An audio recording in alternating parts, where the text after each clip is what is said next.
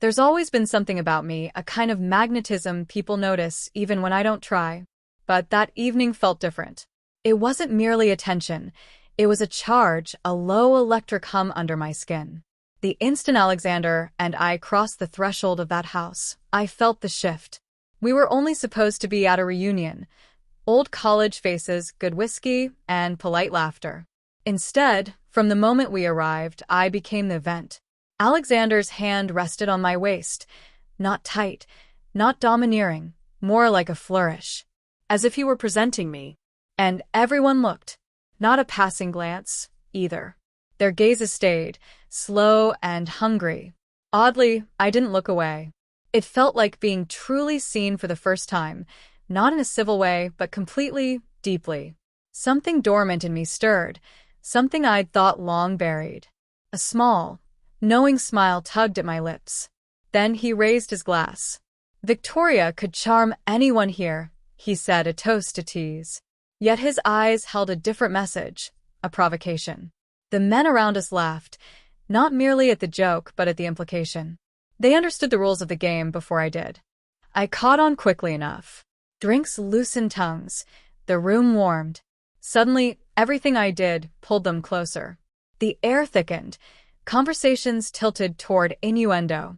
Someone leaned in, voice low and deliberate, and asked, "Would you kiss someone who isn't your husband?" My heart hammered. I glanced at Alexander. He didn't flinch. No objection.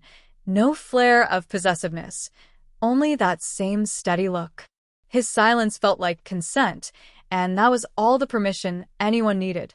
The kiss was brief, but fierce. I felt it in my spine, in the pulse of my thighs, in the edges of my thoughts. I didn't surrender entirely, yet unraveling had already begun. Each dare led to the next, deeper, hotter, closer to the brink. I didn't stop them. There was William. He rarely spoke, but he watched with predatory calm, as if cataloging how I would break. He didn't touch me at first, he didn't need to. His silence dared me, and I answered. When someone challenged me to sit on his lap, I slid into it without thinking, as naturally as breathing. His hands came to my hips, firm, assured, as if I belonged there. The rush that followed was instant, like a match to tinder. The dares kept coming. "Unbutton your blouse," murmured another, breath soft against my ear. My fingers shook, but I obeyed, one button, then another, until the blouse was undone. All the while Alexander watched. He never intervened.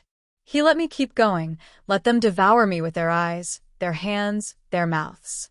I allowed it because a warped, secret part of me wanted that exposure, wanted to be claimed.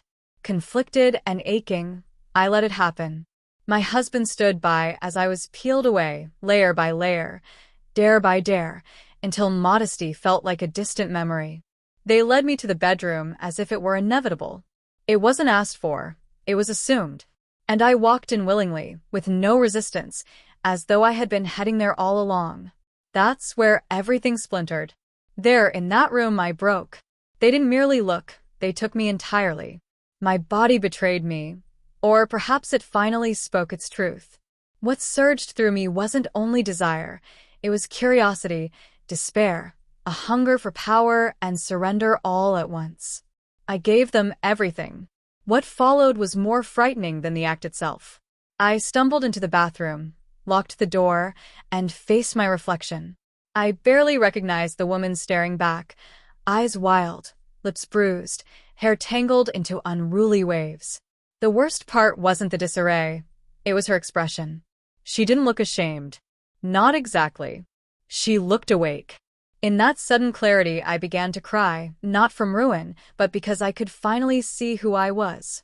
And I didn't know whether I could live with her. When I stepped back into the room, silence met me. The others had gone. The game had ended. Only Alexander remained. He looked at me, not startled, not furious, and smiled slowly, knowingly, as if everything had unfolded the way he intended. Maybe it had. Maybe he'd orchestrated this, needed to test whether I would cross the line, whether I would fall, whether I would give myself away. And I had given in of my own accord. That night altered everything. Vows, promises, the illusions we called love. I had been changed, and so had he. The hardest truth settled last and darkest of all. I wasn't certain I wanted to return to what had been.